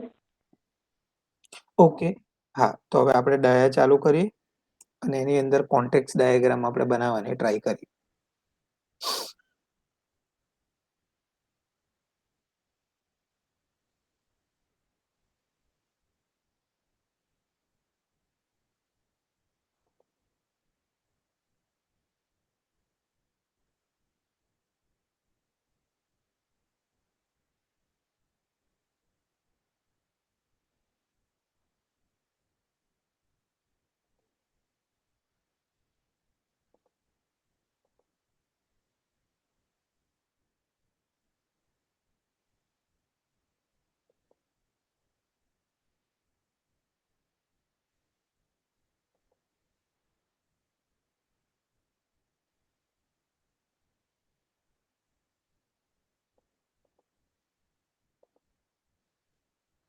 અત્યારે ફ્લોચાર્ટના જ સિમ્બોલને યુઝ કરીએ છીએ. કનેક્ટર આ જે છે એનું જ આપણે પ્રોસેસ ફ્લો માટે યુઝ કરીએ છીએ. હવે જે આ બોક્સ છે એનો યુઝ આપણે એક્સટર્નલ એન્ટિટી તરીકે કરશું.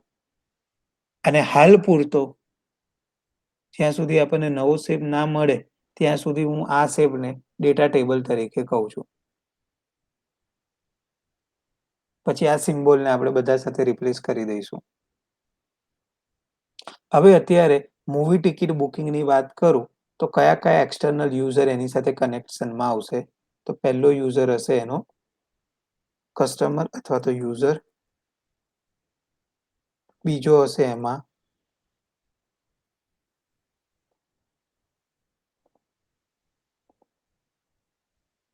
એડમિન. અને ત્રીજો આપણે એવું વિચારીએ કે ભાઈ થિયેટરનો ઓનર, એને બી આપણે પોતાના થિયેટરની ઇન્ફોર્મેશન અપડેટ કરવાના આપવાના છીએ. અત્યારે એ આપણા માટે ફિક્સ નથી, એટલા માટે કરવો નહીં કરવો એ તમારા પર હું છોડું કે ભાઈ થિયેટર ઓનર કે જે થિયેટરની જે બી ઇન્ફોર્મેશન હોય તે બધી મેનેજ કરતો હોય. અને આપણી પ્રોસેસનું નામ છે લેવલ 0 મૂવી ટિકિટ બુકિંગ. અને ડેટાબેઝનું નામ બી એ જ રહેશે, મૂવી ટિકિટ બુકિંગ ડેટાબેઝ. હવે બધા વચ્ચે ઇનપુટનું કનેક્શન લાઈન આપણે આ લઈ લઈએ.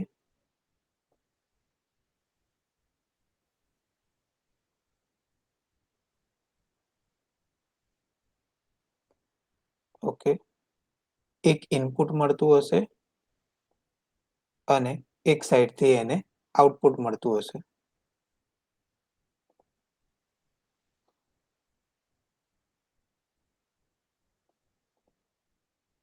સેમ એ જ રીતે બાકી બધાને એક સાઈડથી એ પોતાનું ઇનપુટ સિસ્ટમમાં આપતો હશે. ફોર એક્ઝામ્પલ આર્કિટેક્ચર હોય તેને શું મળે? ઇનપુટમાં પોતાની ડિઝાઇન ને એ બધું આપે, આઉટપુટમાં એને શું મળે? રૂપિયા મળે. એ જ રીતે બિલ્ડર હોય તો ઇનપુટમાં શું આપે? ઇન્વેસ્ટમેન્ટ કરે, આઉટપુટમાં એને મની મળે. કસ્ટમર હોય તો શું કરે? ઇનપુટમાં રૂપિયા આપે ને આઉટપુટમાં એને ફિઝિકલ લોકેશન મળે. તો કંઈ પણ લોકો કંઈ પણ ટાઈપનું ઇનપુટ આપે તેની સામે આઉટપુટમાં કંઈક મળતું હોય તો જ તમે ઇનપુટ આપો. ભણો એના માટે કે ભાઈ સારી જોબ મળે, અધરવાઇઝ ભણવાનું કોને ગમે? હકીકત છે.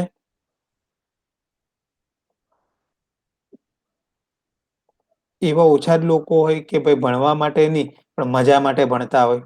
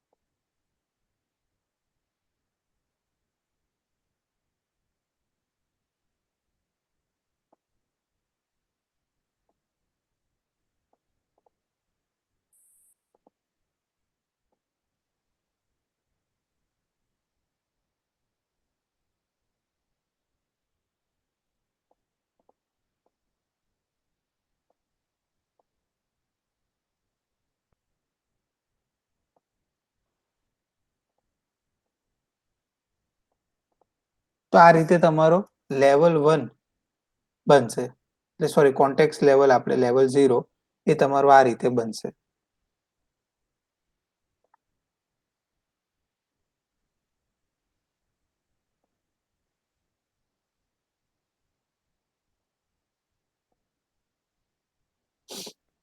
હવે આની અંદર તમે તમારી રીતનું ટેક્સ એડ કરીને ડેટા લખી શકો કે ભાઈ યુઝર રજિસ્ટર અને ગેટ ફેસિલિટી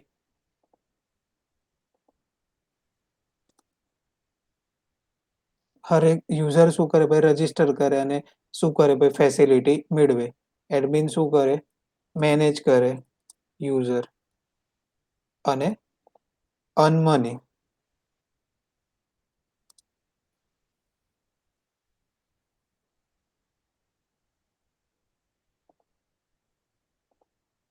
થિયેટર શું કરે, થિયેટર ડિટેલ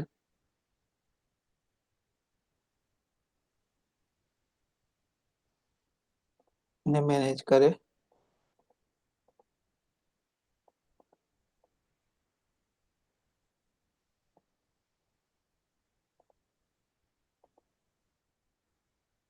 અને અર્ન મની. શું કરે, ડેટા સ્ટોર કરે અને શું કરે, રિટ્રાઈવ કરે. ડેટાબેઝનું કામ સ્ટોર અને રિટ્રાઈવ કરવાનું. તો આ રીતે તમારી ડેટા ડિક્શનરી બનશે. થોડી હજુ ઝૂમ કરવાની ટ્રાય કરું.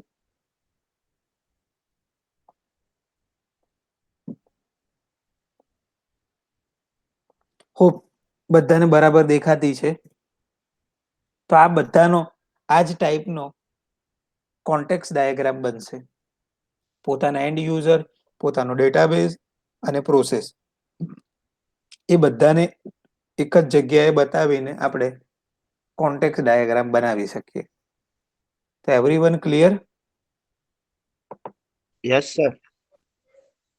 તો આજે આપણે અહીંયા સુધીનું રાખીએ.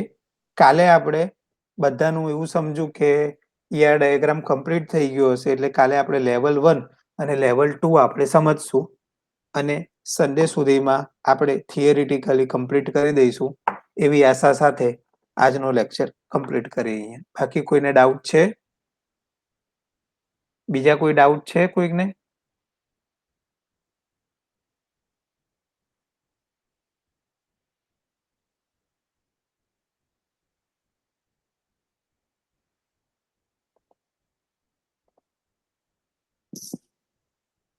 બીજા કોઈને ડાઉટ છે કોઈ? રીમા, હા સર. ક્લિયર છો ને? હા. રાવલ રોશની પહેલી વખત જોવામાં આવી છે. શું છે?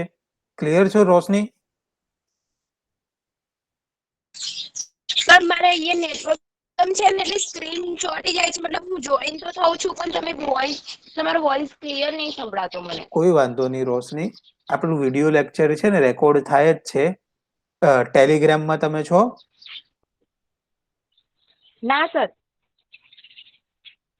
તો ટેલિગ્રામમાં ખાલી ઇન્સ્ટોલ કરીને વોટ્સઅપ જેવું જ છે. તો એની અંદર આપણા બધા વિડીયો લેક્ચર રેકોર્ડ છે. તો જ્યારે બી પાછા જોવા હોય તો તમે જોઈ શકશો. ઓકે. ઓકે.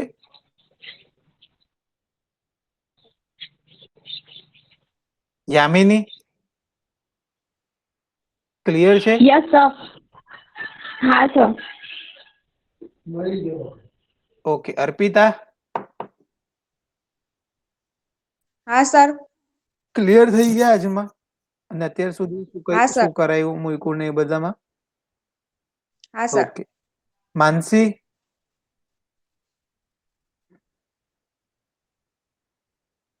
માનસી પટેલ,